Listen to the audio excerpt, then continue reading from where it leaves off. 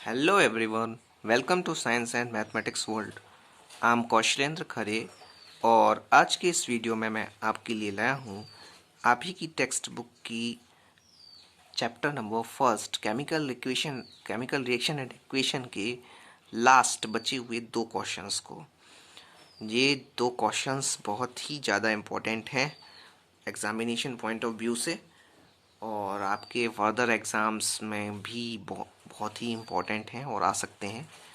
कई बार पूछ लिए जाते हैं छोटी छोटी जो एग्ज़ाम होते हैं, होम एग्ज़ाम होते हैं, उसमें भी। तो चलिए देख लेते हैं क्या है हमारे वो क्वेश्चंस, उनके सॉल्यूशन, उनके आंसर्स। हमारा 19th क्वेश्चन है कि oil and fat containing food items are flushed with nitrogen, Y.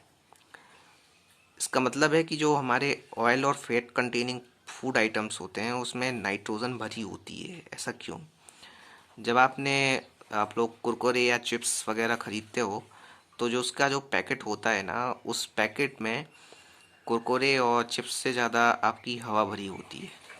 ठीक है, तो फिर हम लोग को इरिटेशन होता है कि भाई इतना बड़ा पैकेट और उसमें खाली इतनी सारी हवा भरी है और चिप्स वगैरह कम है। तो वो ऐसा क्यों होता है, उसमें इतनी ज़्यादा गैस क्यों भर के रखते हैं? कई लोग से जब पूछा जाता है ये क्वेश्चन तो वो कहते हैं वो वज़न बढ़ाने के लिए भर देते हैं। नहीं, वो वज़न बढ़ाने के लिए नहीं भरते हैं, उसका कुछ दूसरा कारण है और उसी कारण को आज हम यहाँ देखेंगे कि nitrogen N2 does not easily react with oil and fat containing food items. On the other hand, oxygen react with food substances and make them rancid. Thus, packets are flushed with nitrogen gas to remove oxygen inside the pack. When oxygen is not present, then food can be safe from rancidity. इसका मतलब है कि जो nitrogen होती है N2, वो जल्दी ही react नहीं करती है उस खाने से जिसमें ऑयल और फैट कंटेनिंग फूड आइटम्स होते हैं, तो उसमें उससे जल्दी रिएक्ट नहीं करती। और दूसरी तरफ जो आपकी ऑक्सीजन होती है, ऑक्सीजन जो होती है वो फूड सब्सटेंसेस से रिएक्ट कर लेती है और उसके कारण जो फूड होता है, खाना होता है, वो सड़ जाता है, रेंसिड, सड़ जाता।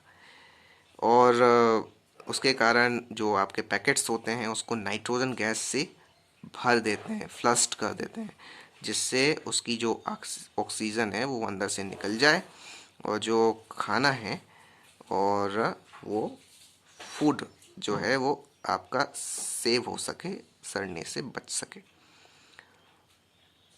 तो ये था हमारा क्वेश्चन नंबर 19th। अब हम चलते हैं अपने दूसरे इम्पोर्टेंट क्वेश्चन की तरफ, जो कि क्वेश्चन नंबर 20 है। इसमें लिखा हुआ है आपका कि explain the following terms with one example each. इसमें हमें एक एग्जाम्पल के साथ इन दोनों टर्म्स को एक्सप्लेन करना है। पहला है करोजन और दूसरा है रेंसिडिटी। रेंसिडिटी वही है जिसे बचाने के लिए हमने नाइट्रोजन भरी है पैकेट्स में। और करोजन क्या होता है? करोजन में लोग बहुत ज़्यादा कंफ्यूज होते हैं और करोजन को लोग कभी कभी जंग लगना भी बोल देते हैं। हाँ, जंग लगना भी कुछ हद तक करोजन है, लेकिन पूरा उसका करोजन नहीं है। तो देखते हैं करोजन असलियत में क्या होता है। तो करोजन जो है वो है the process where the upper layer of metal become dull and get destroyed due to action of air, moisture and chemical etcetera.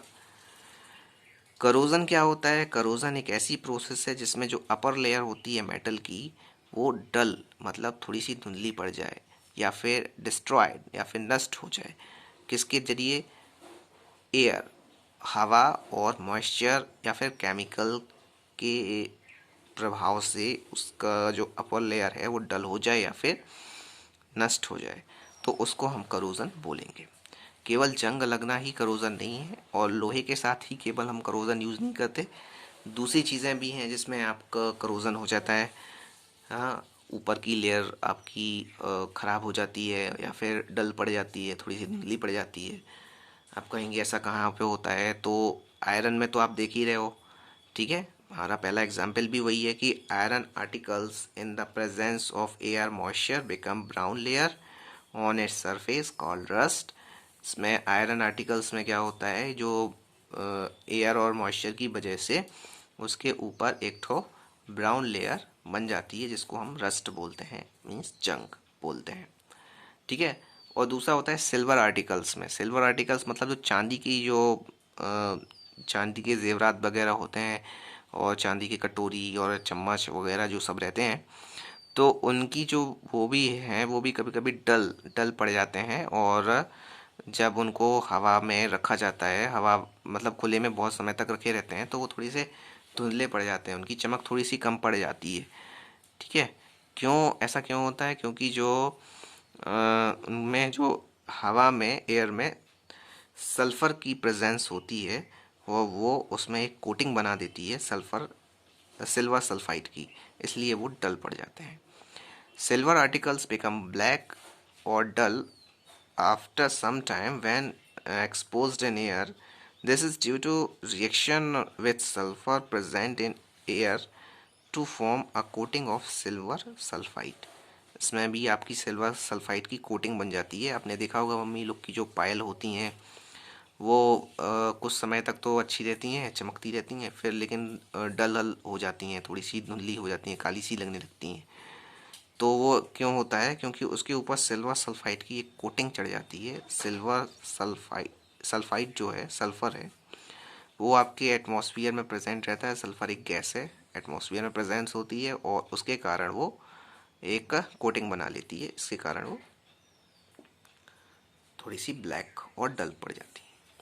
और एक और एग्जांपल है इसका कि on copper articles we see a green coat is this is due to reaction with carbon dioxide and moisture. This green substance is copper carbonate. तो जो हमारे जो कॉपर के बर्तन होते हैं, आपने देखे होंगे जो पूजा में बर्तन यूज़ होते हैं, वो जनरली कॉपर के यूज़ किए जाते हैं हमारे यहाँ पे। और उनमें क्या होता है कि उन कॉपर के आर्टिकल्स में एक ग्रीन कलर की कोटिंग हो जाती है, हरी हरी से लगने लगते हैं थोड़े थोड़े। और ऐसा क्यों होता है? क्योंकि उसमें जो रिएक्शन होती है वो कार्बन डाइऑक्साइड की और मॉइस्चर की रिएक्शन के कारण ऐसा होता है। और जो ग्रीन सब्सटेंस उसमें होता है वो क्या होता है? वो होता है कॉपर कार्बोनेट होता है, जिसकी वजह से वो ग्रीन कोटिंग हो जाती है। तो ये थे हमारे करोजन। अब चलते हैं हम रेंसिडिटी पे, कि रेंसिडिटी क्या होती है, उसको कैसे बचाया जाए, कैसे इससे बचें। तो रेंसिडिटी क्या है? कि the process of oxidation of food items containing fat and oil, it can be easily noticed by change in taste and smell is called rancidity. तो इसमें क्या है कि जो एक ऐसी प्रोसेस होती है ऑक्सीडेशन की, जिसमें जो फूड आइटम्स होते हैं, जिसमें फैट और ऑयल भी होता है, वो आपका फूड वो क्या होता है, उसमें टेस्ट और स्मेल में चेंजेस हो जाते हैं। और ये आपका इजीली नोटिस किया जा सकता है जब उसके टेस्ट में चेंजेस हो जाते हैं और उसकी स्मेल में भी चेंज हो जाते हैं। और इसमें एक एग्जांपल दिया है कि we see the change in the taste and smell of butter changes when kept for a long time. It can also be observed in other food items. वो क्या है कि दूसरे फूड आइटम्स में भी देखा जा सकता है, बटर में भी देखा जा सकता है कि जब हम बहुत समय तक बटर को बाहर रख देते हैं तो उसकी स्मेल अलग हो जाती है और उसके टेस्ट में भी चेंजेस हो जाते हैं। और इसके हमें वेजेस बताए हैं कि किस तरह से हम इसको प्रिवेंट कर सकते हैं। तो उसमें है कि store food items in air tight container, उसे एयर टाइट कंटेनर में रख सकते हैं खाने को। और एडिंग एंटीऑक्सीडेंट, उसमें एंटीऑक्सीडेंट भी डाल सकते हैं। जैसे मम्मी लोग जब अचार वगैरह बनाती हैं तो उसमें सिरका वगैरह डाल देती हैं। ठीक है। हमारा जो अदरक होता है, अदरक जिंजर, वो भी एक बहुत ही अच्छा एंटीऑक्सीडेंट है, जो कि किसी खाने को सड़ने से बचाता है। और आपका storing food in the environment of nitrogen, nitrogen के इन्वायरमेंट में उसे रख सकते हैं खाने को। ये जैसे आपने देखा कि हमने जो चिप्स के पैकेट वगैरह में वो नाइट्रोजन भरी रहती है, तो उससे भी रेंसिडिटी, खाना को सड़ने से बचाया जा सकता है। एक और तरीका है, फ्रिज में भी रख सकते हैं, तो इससे भी बचा जा सकता है, वो भी लिख सकते हैं। तो ये थे हमारे दो आखिरी क्वेश्चंस जो कि हमारी एक्सरसाइज के थे। तो आई होप आपको इनके सभी क्वेश्चंस के आंसर्स अच्छे से समझ में आ गए होंगे। तो आप इन्हें पढ़िए, समझिए, अपने दोस्तों के साथ शेयर कीजिए, हमारे चैनल को सब्सक्राइब कर लें और कमेंट करके भी हमें बताएं कि भाई आपको ये वीडियोस कैसे लग रहे हैं। और आगे के वीडियोस के लिए जो कि चैप्टर नंबर 2 के रहेंगे और दूसरे चैप्टर्स के रहेंगे, उसके लिए हमारे चैनल को सब्सक्राइब तो आप कर ही सकते हैं। तो मिलते हैं अगले वीडियोस में। गुड बाय, जय श्री राम।